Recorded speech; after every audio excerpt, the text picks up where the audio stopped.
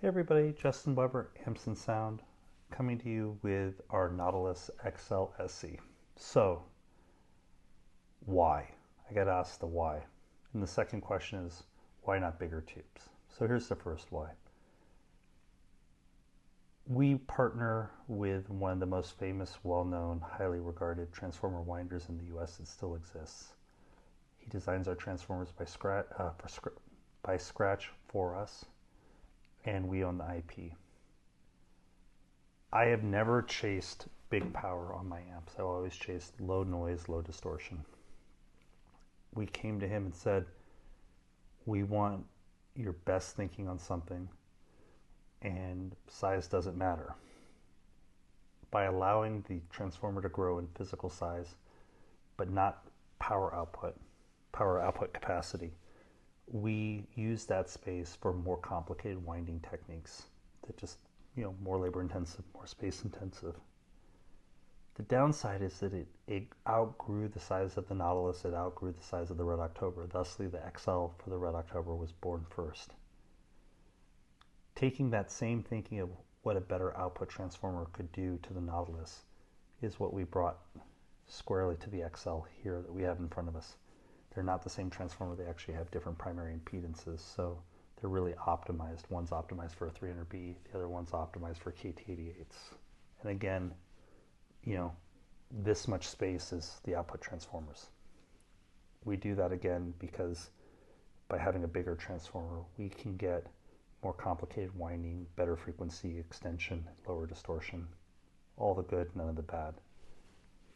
To implement the filament regulation, which is what we did with the SEs, it required new chokes, not the same chokes that were used for the filament in the Red October. They became specific to the Nautilus.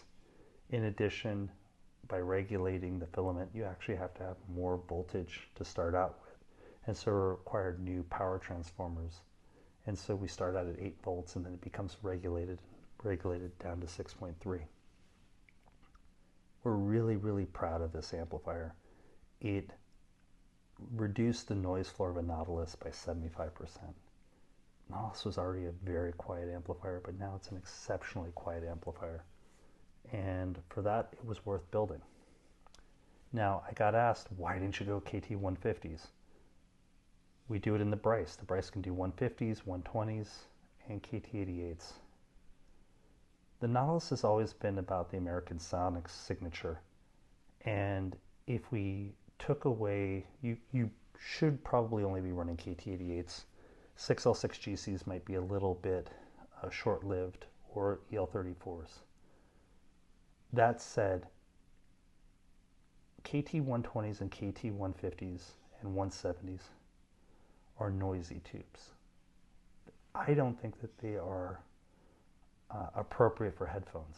There's a lot of glass, big filaments, and not enough micas. And you can't find NOS versions of it. So, I really placed significance and emphasis on having the ability to run 6550s that you can still purchase and TT21s so that you can take your flagship amplifier and find old tubes still.